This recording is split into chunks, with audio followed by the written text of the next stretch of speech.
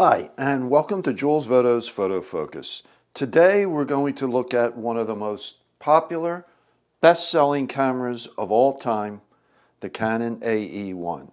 The AE-1 was introduced in April of 1976.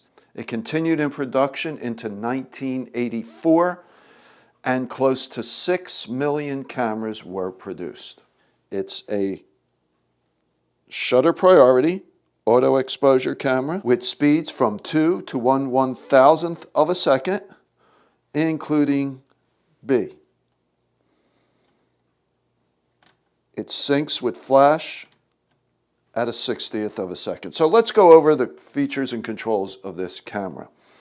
Okay, on the right here we have the shutter speed dial, and by lifting this ring around the shutter speed dial, we can change our ISO. I have it set to 400 right now, but ISO goes from 25 up to 3200.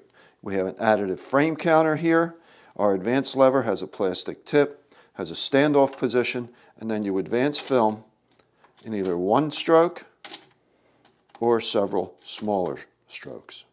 It's an electromagnetic shutter release. This camera is dead without its battery. Shutter release is threaded for a standard cable release, and this control here around the shutter release, hopefully you can see this, right now it's set to A, okay? We can lock it by pushing this back. Okay, now we can't release the shutter. And if we bring it all the way forward, we now have a 10-second self-timer.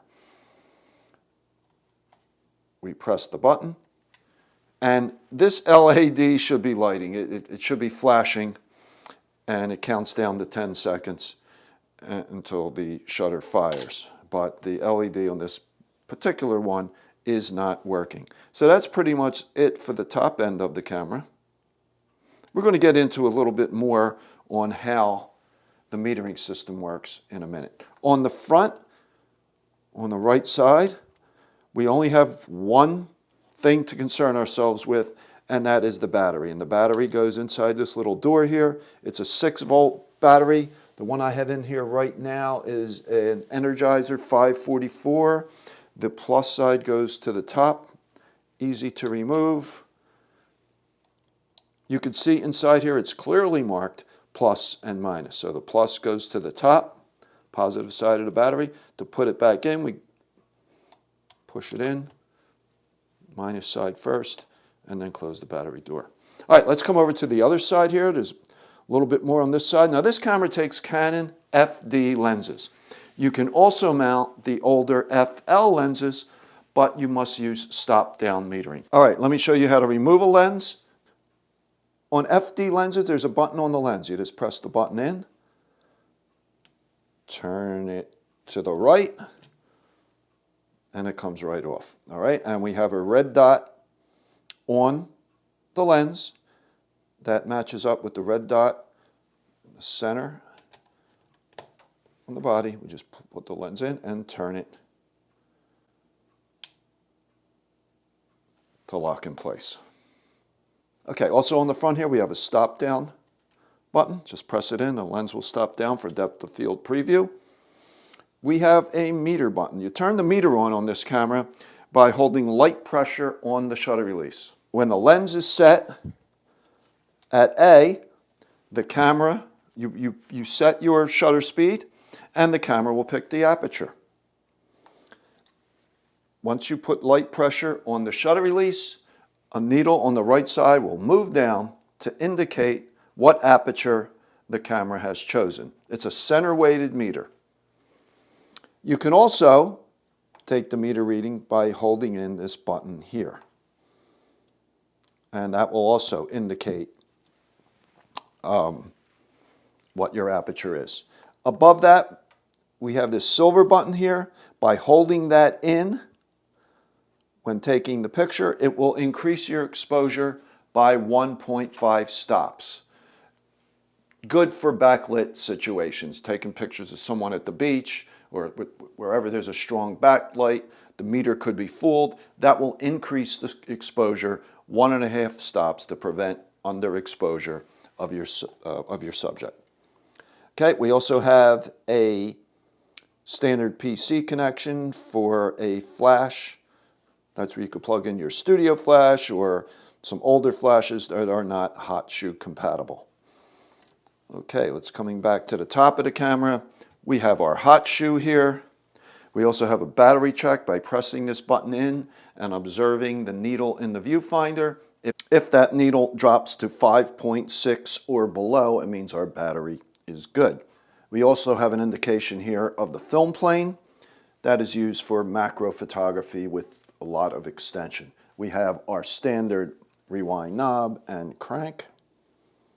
Okay, using this to rewind film. To open the camera back, we just pull up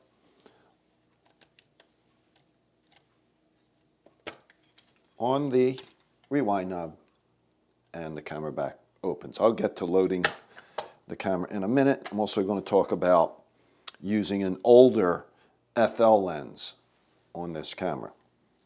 Okay, we come to the bottom of the camera. This camera took a winder. There's a connection here for it, and this thing here that looks like a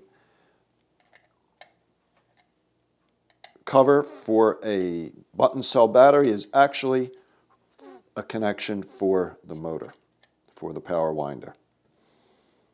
Okay, we're just going to close that back up.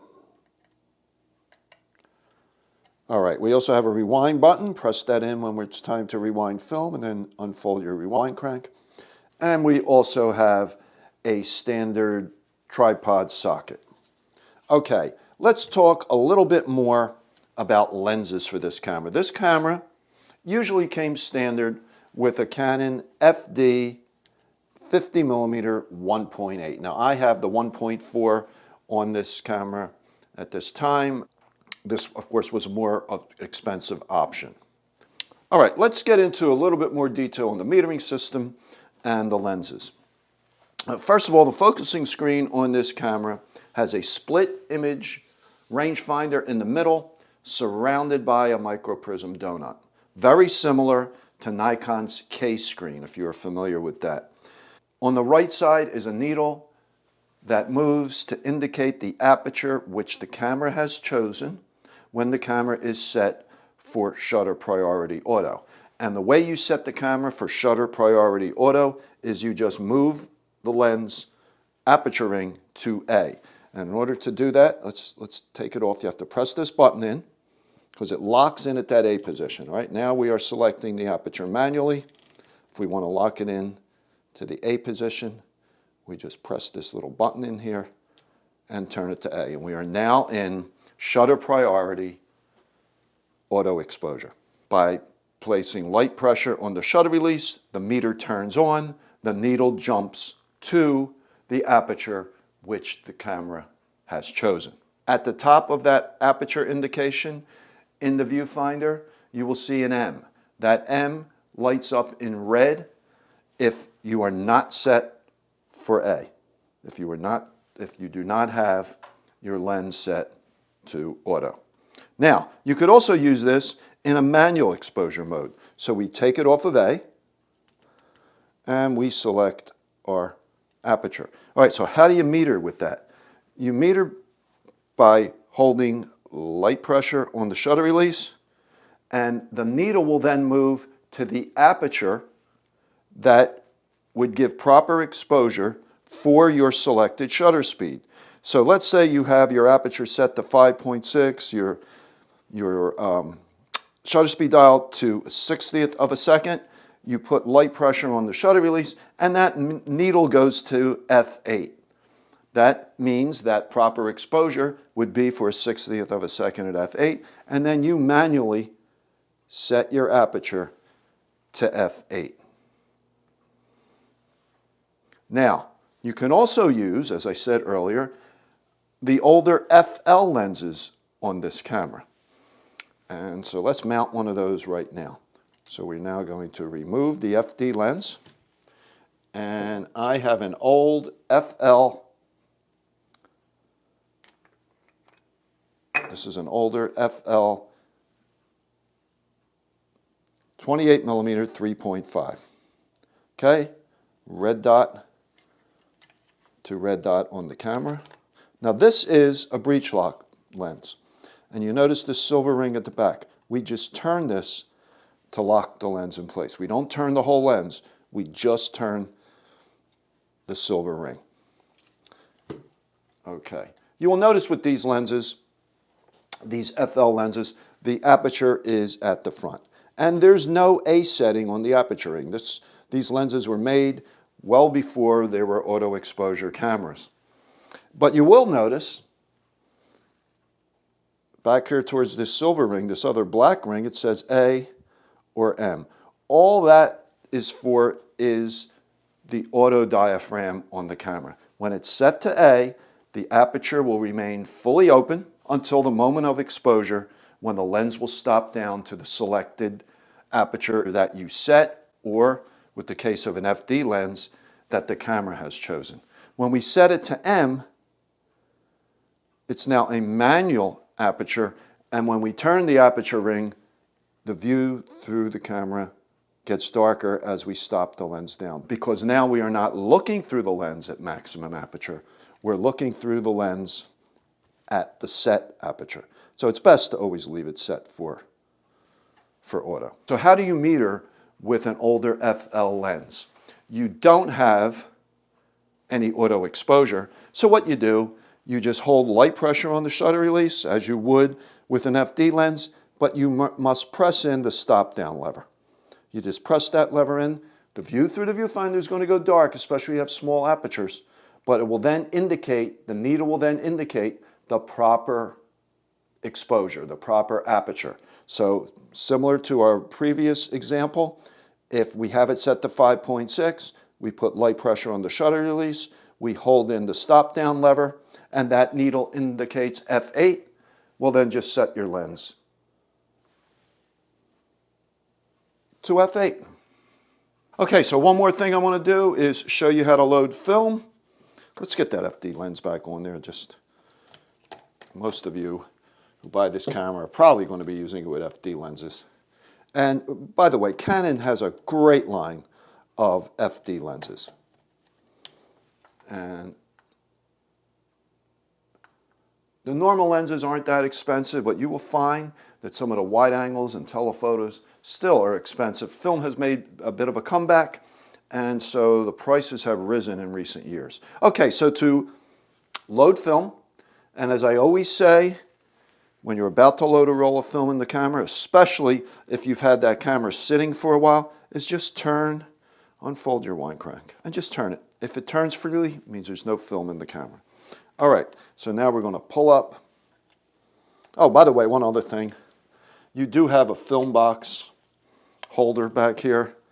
So you just tear off the end of the film box and just slide it in here. So as a reminder as to what type of film you have loaded in the camera. And it's best when you unload the camera to take that film box out. That's another indication that the camera is empty, but still I would always turn that rewind crank. Pull up on the rewind crank to release the back. Just pull it open. Okay. And you can see we have a cloth focal plane shutter, multi-slotted take-up spool.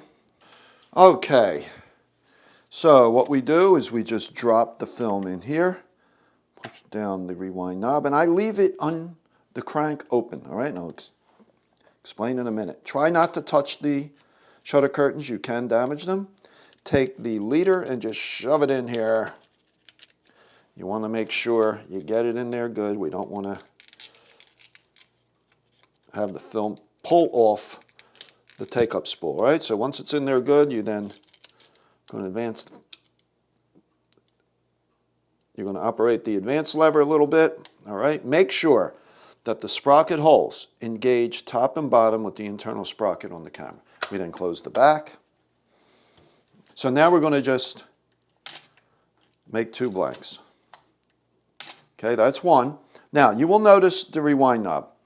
Keep an eye on it as I make my second blank. You see how it's turning?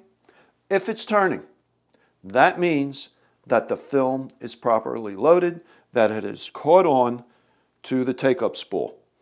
Very important. If it's not turning, open up the camera back, reload it. Because if it's not turning, that means that film is not advancing. It did not catch on the take-up spool. All right, and then we advance it one more time. And our frame counter is at number 1. Now, when we're at the end of the roll, we want to unload. Let's just make a few more. Okay, I'm going to press in. Now we shot our 36 wonderful pictures. We press in the button on the bottom. And we turn our rewind crank in the direction of the arrow. You will notice something here. The frame counter counts backwards as we turn it, as we rewind the film. Now it's at 1. Now it's at 0. Now I'm going to take this roll out, so I don't want to wind it completely back into the cassette. Okay, we then pull up on the rewind knob, and we open the back of the camera. Just wind up a little bit more of that film. Pull up on the rewind knob, and take our cassette out. Okay, so that's how you load and unload a Canon AE-1. There are still plenty of these cameras on the used market. They've gotten expensive. Like I said, it was a very popular camera, great beginner camera. They were fairly inexpensive in its day. But since there were so many sold, there are just so many still available. Okay, so that's it for the Canon AE-1. I hope you enjoyed this video. If you did, please give it a thumbs up and subscribe to my channel. I publish a new video every Wednesday morning at 11 a.m. Eastern Time. And if you have any questions on this camera or any other photography comment, please leave your question in the comments below. I usually respond to all questions. So thanks for watching, and I will talk to you next time.